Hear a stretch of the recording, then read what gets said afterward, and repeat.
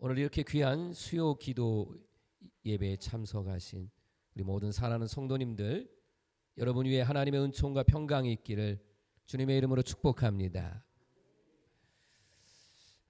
미리 말씀 선포하고 시작할게요. 하나님은 여러분을 사랑하십니다. 예수님은 여러분을 사랑하십니다. 끈을 내야 끊을 수 없는, 거절하고 싶어도 거절할 수 없는 그런 놀라우신 하나님의 사랑, 예수님의 사랑이 우리를 늘 붙들고 있고 그렇게 사랑하고 있다. 오늘 이런 말씀을 선포할 텐데, 말씀의 은혜를 받으시고 바라기는 여러분들도 하나님 배반하지 않고 하나님 떠나지 않고 하나님 부르시는 그날까지 끝까지 하나님 사랑하시고 믿음의 승리자가 되기를 주의 이름으로 축복합니다. 로마서 8장 35절을 비춰드리면 이렇게 되어 있습니다. 누가 우리를 그리스도의 사랑에서 끊으리요. 35절에서는 그리스도의 사랑에서 끊을 수 없다 이렇게 말씀하고 있고요. 39절 말씀에서는 하나님의 사랑에서 끊을 수 없으리라 이렇게 말씀하고 있습니다. 다시 말하면 그리스도 예수, 하나님, 그 예수님과 하나님이 우리를 사랑하는데 얼마나 사랑하냐면 사랑으로 우리를 꽁꽁 붙들고 있다는 거예요. 누군가가 우리를 하나님에서부터 떼어놓으려고 아무리 그렇게 해도 떼어놓지 못하고 끊을 수 없다. 이 말씀이 사도 바울의 고백이고 또한 지금 말씀을 듣는 저와 여러분들의 고백이 되기를 바랍니다. 끊는다, 끊다. 우리가 가위나 칼로 끈을 끊거나 그러면 떼어놓는 거죠. 분리하는 거예요. 그런데 끊을 수 없다라고 말했으니까 우리는 하나님으로부터 그리스도로부터 분리되거나 떼어낼 수가 없다 하는 말씀입니다. 여러분을 하나님의 사랑으로부터 그리스도의 사랑으로부터 자꾸만 떼어놓으려고 하는 것들이 있어요. 그게 어떤 것들이냐면 사탄 마귀입니다. 이 사탄 마귀는 어쨌거나 자기 종을 만들어서, 죄의 종을 만들어서, 마귀의 종을 만들어서 하나님으로부터 떨어뜨리려고 하니까, 그래서 때로는 시험을 줄 때가 있기도 하고 때로는 달콤하게 유혹을 할 때가 있어요. 그런데 여러분은 다시 한번 기억하세요. 나는 하나님이 사랑으로 붙들고 있기 때문에 시험이 와도 혹은 유혹이 와도 우리는 하나님으로부터 분리되거나 떨어지지 않는다. 그것이 때로는 눈에 보이는 가난, 박해, 핍박, 곤고, 어려움이 와도 절대로 우리는 하나님으로부터 떨어질 수 없다. 우리가 이런 믿음을 가지고 살아가야 됩니다. 어제 우리 박미 권사가 수술을 한다는 얘기를 듣고 이렇게 전화를 했습니다. 그랬더니만 코로나19로 인해서 의정부 성모병원에 입원을 해 있어서 목사님 오실 수도 없고 우리 가족도 들어올 수 없대요. 그 입원한 병실은 가족도 누구도 올 수 없는 그런 병실이기 때문에 목사님 오실 수도 없습니다. 그래서 제가 이렇게 말했어요. 시간과 공간에 가족도 함께 할 수 없는 그 장소에 임마누엘 하나님은 함께 하십니다. 여호와 라파 치료의 하나님이 함께 하시니까 하나님이 우리 권사님 좋은 의사 만나서 수술하고 또 치유가 될 줄로 믿습니다 하고 위로하고 격려를 했어요. 오늘 수술이 잘 됐는가 사모님이 전화를 했더니만 저는 전신 마취라고 생각을 안 했는데 이 전신 마취를 하고 깨어나니까 혼자라는 것이 참 힘들었다. 그런 얘기를 해서 그렇겠구나. 그렇겠구나. 그렇지만 어저께 그런 말씀을 한 것이 다시 한번 기억이 돼서 정말 혼자인 것 같지만 하나님이 함께 한다는 게 얼마나 우리에게 위로가 되고 힘이 될까. 우리 사랑하는 성도 여러분들도 마찬가지요. 시간과 공간을 초월해서 하나님은 언제나 임마누엘로 함께 하시고, 하나님은 그 어떤 것과 비교할 수 없는 하나님의 사랑으로 나를 붙들고 계시다. 믿으시길 바랍니다. 찬송가 94장 주 예수보다 귀한 것은 없네라는 찬양입니다. 주 예수보다 귀한 분도 없고 주 예수보다 귀한 것도 없고 이 세상의 그 어떤 것과 비교해서도 예수님과 바꿀 수 있는 것은 없다는 거죠. 세상에서 나에게 명예를 준다 할지라도, 세상에서 나에게 물질을 준다 할지라도, 세상에서 그 어떤 것을 나에게 보상을 해주는데, 그런데 예수님은 좀 믿지 말라. 예수님하고 바꿔라. 그래도 나는 예수님하고는 바꿀 수 없다. 이게 그런 찬송가 94장의 고백적인 내용의 가사입니다. 왜 그럴까요? 왜 예수님보다 귀한 사람도 없고 귀한 어떤 물질적인 것도 없냐라고 말한다면 저는 이렇게 말합니다. 예수님이 최고의 가치니까. 아멘 해보세요. 예수님이 최고의 가치니까. 여러분, 내가 아무리 좋아하는 사람, 아무리 좋아하는 것이라 할지라도 그건 최고의 것이 아니에요. 내가 그걸 선택했다면 최고의 가치를 모르기 때문에 그런 거죠. 지금 예배에 대한 말씀 많이 드렸잖아요. 예배를 영어로 워십이라고 그래요. 워십이 이렇게 율동하는 것이 워십이 아니고, 정말 워십은 뭐냐면 나에게 있어서의 최고의 가치를 드리는 거예요. 그래서 워십을 하는 사람은 몸 찬양을 통해서 몸으로 최고의 가치를 드리는 거고, 어떤 사람은 목소리로 찬양을 드리는 거. 여러분이 지금 예배를 드리는 것도 지금 어때요? 여러분에게 가장 중요한 시간, 다른 어떤 것보다 이 예배가 소중하니까 지금 여러분은 최고의 가치를 우리 주님께 드리는 겁니다. 할렐루야. 사도 바울은 빌립보서 3장 8절에서 같이 읽어볼까요? 시작. 또한 모든 것을 해로 여김은 내 주 그리스도 예수를 아는 지식이 가장 고상하기 때문이라. 내가 그를 위하여 모든 것을 잃어버리고 배설물로 여김은 그리스도를 얻고. 아멘. 사도 바울에게 있어서 이제는 예수님이 어때요? 최고의 가치인 거예요. 예수님보다 귀한 것은 없는 거죠. 내가 바리새인 가말리엘이라고 하는 최고의 스승 밑에서 배운 그런 학문적인 것, 내가 율법학자 로마의 시민권을 가진 것, 이런 모든 것들을 예수님하고 비교해 보니까 예수님 아는 게 더 최고라는 거예요. 그건 내가 버려도 아무 상관이 없다는 거예요. 대신 누구를 얻었어요? 예수님을 얻었어요.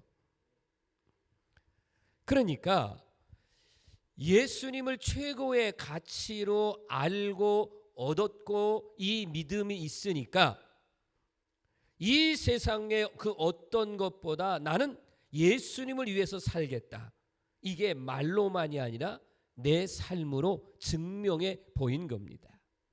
그래서 매를 39대 쇠꼬챙이, 뼈조각 뭐 이런 것들을 달아서 때리는 그런 39대의 매를 5번이나 맞았어요. 감옥에도 갔습니다. 배가 파손돼서 죽을 위기도 있었고, 뱀에 물리기도 했고, 살인 청부업자들이 그냥 기회만 되면 죽이려고 했고, 어느 때는 너무 많이 때려서 이젠 죽었다 하고서나 공동묘지에 버림을 당했던 적도 있어요. 그게 사도 바울이에요. 그런데 어때요? 예수님이 최고의 가치니까 그렇게 매를 맞아도, 감옥에 가도, 죽을 위기가 있어도 예수님 부인하지 않고 끝까지 그런 예수님을 믿는 삶을 살다가 그런 순교하셨습니다. 로마서 8장 36절이에요. 이것도 한번 중요한 말씀 한번 같이 읽을까요? 기록된 바 우리가 종일 주를 위하여 죽임을 당하게 되며 도살당할 양같이 여김을 받았나이다 함과 같으니라. 아멘. 죽임을 당할 것 같은, 도살당한다는 건 어때? 이미 예고된 거예요. 어떤 소나 돼지나 이렇게 해서 오늘은 저걸 잡아야 되겠다 하면 어때요? 그거는 잡혀가서 도축장에 가서 죽는 거예요. 사도 바울은 알아요.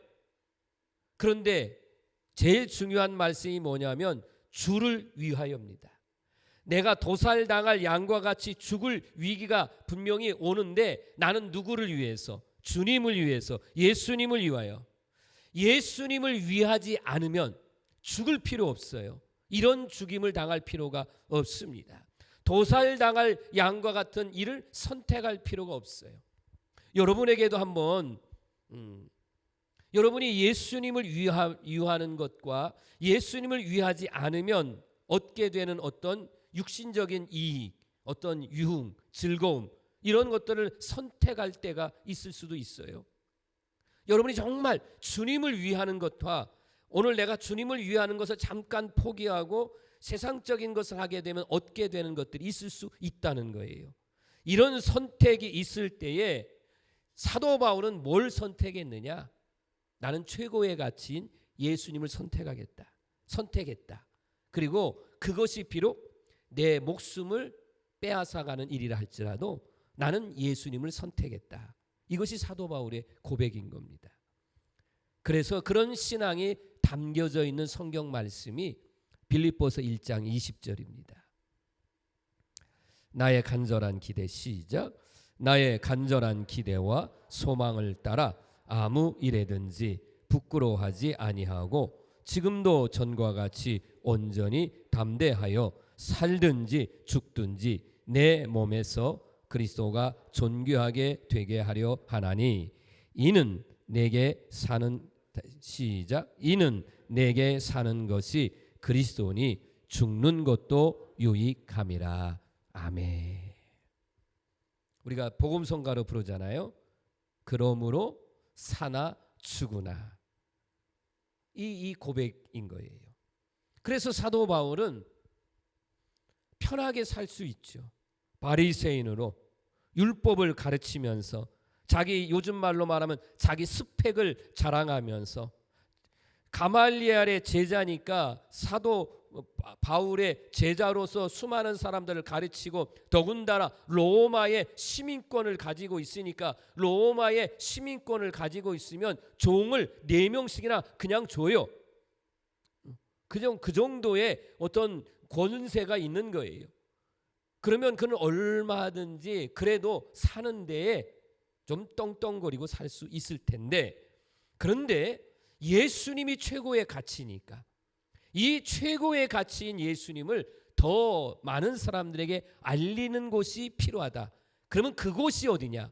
사도 바울에게 있어서의 그때의 땅끝은 로마였어요. 로마가 세계를 정복한 시대니까 저기 가서 복음을 전해야 되겠다 해서 그는 죄수의 몸이 됐어. 그래서 우리가 잘 아시는 대로 276명의 배를 타고 가는 유라굴로의 광풍을 만나 거기서 하나님의 역사를 나타나서 그들을 살려고, 그리고 가서 복음을 전하고 그러시다가 순교했습니다. 오늘 말씀 가운데 지금 선포하는 것 중에 기억하셨으면 좋은 게 뭐냐면, 사도 바울의 목숨을 로마의 황제가 뺏어갔다, 그렇게 말할 수 없어요. 그러면 사도 바울의 죽음을 깎아내리는 겁니다. 사도 바울은 비록 로마 황제의 법에 의해서 그가 목이 잘려 순교를 당했지만 로마 황제가 사도 바울의 목숨을 뺏어간 게 아니라 사도 바울은 예수님을 위해서 당신의 목숨을 기꺼이 드린 거예요. 이건 어마어마한 차이가 있는 겁니다. 예수님을 위하여, 이거예요. 예수님을 위하여 감옥에 가고 예수님을 위하여 매도 맞고 예수님을 위해서 목숨까지 내놓는 것. 우리 교회로 얘기하면 여러분, 우리 강종근 목사님 얼마든지 35살에 600여 명의 교회에 여러분 담임 목사, 전국의 감리교회 5번째 되는 교회의 목사, 여러분 대단하지 않아요? 그때는 감독님이 1년에 한 번씩 연회 때 너는 어디로 가라, 너는 아니겠죠, 아무개 목사 어디로 가라, 어디로 가라면 가야 되는 거예요. 600명 되는 교회가 뭐 20명 되는 교회로 갈 수도 있고 그래요. 그런데 우리 목사님은 1939년에 오셔서 계속 여기서 담임을 하셨거든요. 그러니까 그분은 정말 요즘 말로 하면 잘 나가는 목사님이죠. 그 젊은 나이에. 그런데 우리 목사님 어때요? 예수님을 위해서. 우리 감리교가 부끄럽게 신사참배는 그건 종교 행사가 아니다, 그냥 그거는 그냥 국민 의례니까 해도 된다, 이런 부끄러운 짓을 했거든요. 근데 우리 목사님은 난 못하겠다는 거죠. 안 하겠다는 거예요. 예수님을 위해서 감옥에 갔고 매를 맞고, 그러다가 39살에 4명의 자녀 사모님 600여 명의 성도가 있음에도 불구하고 그는 순교하셨습니다. 예수님께서 마태복음 5장에서 팔복에 대한 말씀을 하시는데 11절에 지금 이 말씀이에요. 같이 읽어볼까요? 시작. 나로 말미암아 너희를 욕하고 박해하고 거짓으로 너희를 거슬러 모든 악한 말을 할 때에는 너희에게 복이 있나니. 아멘. 여러분, 예수님을 위하지 않으면 욕먹을 필요 없어요. 쉽게 말하면 당신은 교회 다니잖아. 예수님을 여러분이 안 믿으면 그런 말 들을 필요가 없잖아요. 좀 승질 나면 계급장 뛰고 하고 싶을 때 우리가 할 수가 없잖아요. 그럴 수 없잖아요. 내가 예수님 믿는데. 예수님 믿는 것 때문에 괜히 욕먹어요. 예수님 믿는 것 때문에 박해를 받아요. 예수님 믿는 것 때문에 우리가 악한 말을 들어요. 예수님 안 믿으면 그런 말 들을 필요가 없잖아요. 그런 말 필요가 없어요. 그런데 예수님 믿기 때문에, 앞으로도 마찬가지예요. 우리 성도님들, 여러분 예수님 끝까지 믿어야 될 분들이기 때문에, 여러분 예수님 믿고 예수님 위해서 살기 때문에 혹 욕을 먹어도, 혹 손해를 보고, 뭐 누군가가 여러분 교회를 걸고 넘어지면서 뭐 이렇게 시비를 걸고 그런다 할지라도, 여러분 그게 예수님 믿는 거라면 피하지 말고, 그 순간에 나는 예수님 안 믿어 이렇게 하고 한바탕 해보려고 하지 말고, 나는 최고의 가치가 예수님이니까 그래, 나는 그걸 그렇게 그대로 받아들이겠다. 그게 여러분 복이라는 거예요. 그게 복이라는 거예요. 한 번만 더 반복할게요. 수고하시고 고난당하시고 때로는 죽음이 온다 할지라도 예수님 때문에 예수님을 위하여 사는 게 그게 진짜 복입니다. 이게 순교자의 신앙입니다. 우리 교회의 3가지의 3대 비전이고 우리가 정말 기억해야 될 말씀 가운데 첫 번째가 순교자의 믿음을 본받아입니다. 이 순교자는 자신의 목숨보다 소중한 게 누구예요? 예수님입니다. 조금 전에 소개했지만 강종근 목사님, 여러분 일남 3녀예요. 큰딸이 14살, 막내딸이 6살입니다. 얼마나 이쁘고 얼마나 사랑스럽고 아버지로서의 책임도 있고 뭐 여러 가지 다 있겠죠. 물론 600여 명 성도들도 말할 것도 없지만 여러분 그냥 아버지의 입장에서만 보더라도 그렇잖아요. 남편의 입장에서 볼 때도 윤희성 사모가 있었고, 그런데 우리 목사님은 어때요? 내 가족보다, 우리 성도들보다 우리 주님을 위하는 것이 더 소중하기 때문에 당신의 목숨을 내놓는 것, 이게 순교자의 그런 모습입니다. 우리 김시성 장로님은 40대 후반이었어요. 우리 목사님은 39살인데 김신성 장로님은 40대 후반 약사를 하시면서, 근데 이분은 자녀도 무지무지 많이 낳았어요. 이분은 자녀가 3남 5녀예요. 8명의 자녀가 있습니다. 그런데도 우리 장로님은 얼마든지 피난 갈 수 있을 텐데, 그래도 교회 장로가 교회를 지켜야지. 그래서 이분은 끝까지 교회를 지키시다가 저 소이산 중턱에 그 수도국 자리가 있는데, 거기서 이렇게 인민군들에 의해서 총살 당하셔서 순교하셨습니다. 지금 우리가 살고 있는 이 대한민국에서는 우리는 순교할 염려가 없죠.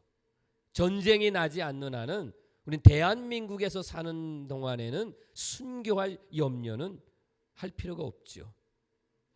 그러나 피 흘림의 적색의 순교, 저는 제가 꼭 그런 말씀 드리잖아요. 순교라는 게 꼭 피를 흘리고 죽어야만 그게 순교자냐? 그러면 피 흘림이 없을 때에 어떻게 우리가 신앙생활 할 수 있느냐? 저는 그거를 백색의 순교를 할 수 있다, 이렇게 표현하는 거예요. 그 백색의 순교가 뭐냐면 적색의 피를 흘려서 내 생명을 내놓는 것처럼 우리가 주님을 위해서, 우리가 섬기는 교회를 위해서 내 생명을 내놓는 것처럼 우리가 교회를 사랑하고 주님을 사랑하고 눈물을 흘리고, 아멘, 땀을 흘리고 내가 헌신하고 이런 모든 것들을 다하는, 좀 표현이 과격하다고 할 수 있지만 내가 섬기는 이 교회에서 뼈 묻을 각오를 가지고, 그래서 내가 이 교회를 섬기겠다. 이 모든 것들이 누구를 위한? 주님을 위한 것. 이게 백색의 순교자고, 오늘날 이 신앙이 필요하다는 겁니다. 정말 이 신앙이 필요한 거예요. 나는 우리 철원제일 감리교회 우리 모든 성도님들이, 나는 그렇게 언제 한가 하나님 앞에 가실 텐데, 여러분 가실 때는 가시더라도 여러분 정말 살아있을 때 너나 할 것 없이 우리 모두가 다 백색의 순교자의 신앙을 가지고 여러분 주님을 섬기고 주님을 위한 삶을 살아가기를 주의 이름으로 축원합니다. 하나님은 언제 어디서나 어떤 상황이나 환경에 따지지 않고 여러분을 어때요? 무조건 사랑하십니다. 여러분이 형편이 좋을 때만 사랑하고, 여러분 형편이 어렵다고 해서 하나님이 외면하고, 그런 하나님이 절대로 아니십니다. 하나님은, 다시 한번 말씀드립니다, 하나님은요 변함이 없으세요. 우리가 조속으로 그냥 내 마음이 감정이 해가지고 이렇게 뒤집어지고 뭐 이런 하나님이 아니세요. 대중가요 트로트 노래 중에 무조건이라는 노래가 유행을 했습니다. 여러분 혹시 아시나요? 내가 여기서 불러볼 수가 없잖아요, 그죠? 그 가사를 보면 당신을 향한 나의 사랑은 무조건이야. 조건이 없대요. 당신이 나를 부르면 나는 어디든지 달려가겠다는 거예요. 그런데 어디까지 달려가느냐? 태평양도 건너고 대서양도 건너고 인도양도 건너서, 그래서 내가 거기까지 무조건 달려가겠다는 거예요. 무조건 달려가겠다. 왜냐? 당신을 사랑하기 때문에. 그런데 이 노래를 부른 가수가 외도를 했어요. 외도한 사람을 통해서 딸도 낳았어요. 그리고 이혼 소송이 벌어졌어요. 무조건 사랑이 아니잖아요, 그죠? 아내와의 관계 속에서의 그런 사랑이 아니잖아요. 그럼 누가복음 15장 탕자의 이야기를 한번 보세요. 아버지는 이 둘째 아들이 집에 있을 때도 여전히 아버지는 둘째 아들을 사랑했어요. 그런데 이 아들이 아버지의 재산을 가지고 타국에 가서 재산을 다 낭비하고 거짓골이 되어서 저 동구 밖에서 오는 모습을 보고 아들이 살아서 돌아왔구나 하고 달려가서 끌어안고 너는 내 아들이다. 잔치를 벌립니다. 아버지 사랑은 어때요? 집에 있을 때나 아버지 재산을 가지고 타국에 가서 다 낭비하고 다 잃어버리고 돌아와서도 여전히 아버지는 변함없이 사랑하는, 그래서 누가복음 15장의 이 탕자의 이야기가 아니라 사실은 아버지의 사랑의 이야기죠. 탕자가 주인공이 아니죠. 아버지의 사랑이에요. 그런데 이 둘째 아들은 아버지의 이 큰 사랑을 받았음에도 집을 나가요. 이 아버지는 그래도 살만한 그런 가정의 아버지인데 이 아들은 집을 나가요. 혹시라도 집을 나가고 싶은 사람들, 여러분 한번 생각해 보세요. 왜 집을 나가네? 왜 가출하고 싶으냐? 왜 청소년들이 왜 가출하고 싶으냐라고 말한다면 아버지의 사랑을 모르기 때문에 그런 거예요. 아버지의 사랑을 모르기 때문에. 정말 아버지의 사랑이 얼마나 소중한가, 아버지와 함께 있는 게 얼마나 소중한가, 얼마나 귀한 것인가를 알면 때가 돼서 장성해서 나가는 건 괜찮죠. 그런데 그냥 뭐 아버지 말씀이 듣기 싫다고 뭐 그냥 왜 이렇게 잔소리 많이 한다고 가는 거는 정말 아버지 사랑을 모르기 때문에 그런 거예요. 여러분도 마찬가지예요. 하나님이 여러분을 정말 사랑하세요. 근데 그 하나님의 사랑을 모르면 하나님께 대해서 불평하는 거죠. 조금 어렵다고, 좀 박해가 있고, 좀 손해가 있고, 어려움이 있다고 하나님을 원망하고 불평하는 경우들이 있다는 거예요. 오늘 하나님의 사랑을 아시고 그 하나님의 사랑을 알아가시고 알고 깨달으시면 그 하나님을 사랑한다고 표현도 하시고 그 하나님의 사랑에서 떠나지 않기를 간절히 바랍니다. 이따가 찬양을 부를 텐데 그 사랑 얼마나라는 찬양입니다. 다 표현 못해도 라는 그런 것으로 제목을 잡았어요. 다 표현 못해도 나 표현하리라. 다 고백 못해도 나 고백하리라. 다 알 수 없어도 나 알아가리라. 나 다 닮지 못해도 나 닮아가리라.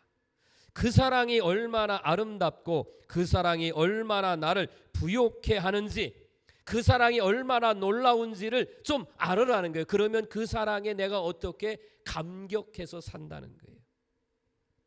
다시 한번 여러분 말씀을 선포할 테니까 아멘으로 받으세요. 하나님은 여러분을 사랑하십니다. 하나님은 어떤 분이냐라고 말할 때 하나님은 여러분을 위하시는 분이에요.